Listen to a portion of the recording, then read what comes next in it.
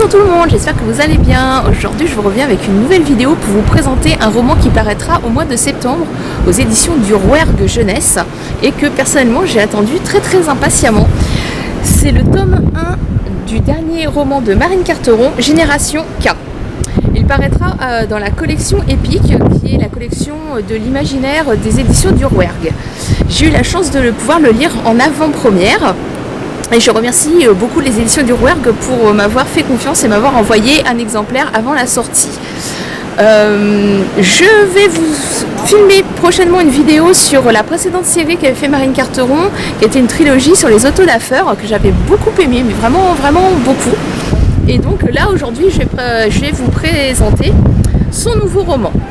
Alors c'est un roman qui pour moi est pour les grands ados. Parce que quand même l'univers n'est pas très facile d'accès pour les plus jeunes, et quand je dis plus jeunes, je dis 10-12 ans.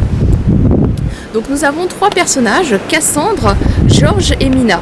Ils n'ont strictement rien en commun. Cassandre est plutôt dans la haute aristocratie. Mina est la fille de servante et elle est entre guillemets, elle se considère Cassandre et Mina comme étant deux sœurs. Parce qu'elles ont été élevées ensemble, leurs deux mères se connaissent très bien. Et nous avons Georges, qui est orphelin et que l'on découvre dans sa cellule de prison. Donc ces trois personnages n'ont strictement rien en commun sauf leur ADN.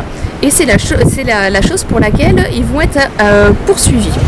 Alors en fait je peux pas trop vous en dévoiler non plus sans vous tuer complètement l'intrigue, mais ce qu'il faut savoir c'est que Cassandre, Georges et Mina ont des pouvoirs dont ils ne parlent pas aux autres. Cassandre peut entendre les battements de cœur, Mina a une voix enchanteresse comme une sirène, on va dire en gros, et Georges a une espèce de bête intérieure noire qui lui parle, qui lui dit d'être, j'allais pas dire méchant, mais encore pire que ça, de vraiment faire des atrocités, etc.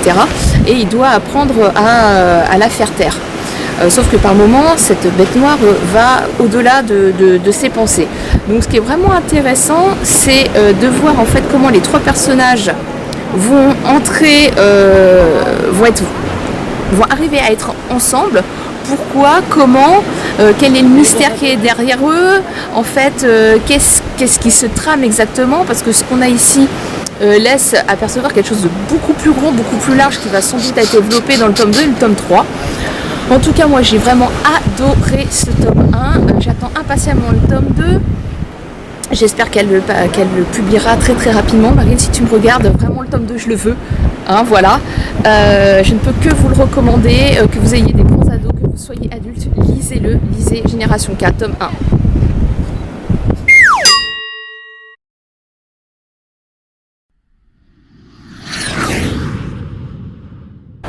Bon, en fait, il fallait que je vous dise que mon personnage préféré, c'est quand même Cassandre. Même si elle est chiante, qu'elle écoute du death metal, et franchement, moi, j'aime pas ça, hein, c'est du bruit, ça fait mal à mes petites oreilles. Qu'elle est un peu enfant pourri gâté. Mais en fait, moi, c'est celle que je préfère. Parce que c'est elle, j'ai l'impression que tout le mystère tourne un peu autour d'elle, qu'elle est vraiment le personnage central, que tout évolue autour d'elle. Et ce côté un peu enfant gâté, et j'ai envie de savoir en fait ce qu'il y a derrière. Parce qu'on sent qu'elle a une grosse armure sur elle, et que dessous, on sent le petit cœur tendre qui bat. Et moi je sens que la terrible chose qu'on voudrait bien savoir ce que c'est, va pas pouvoir trop résister à Cassandre.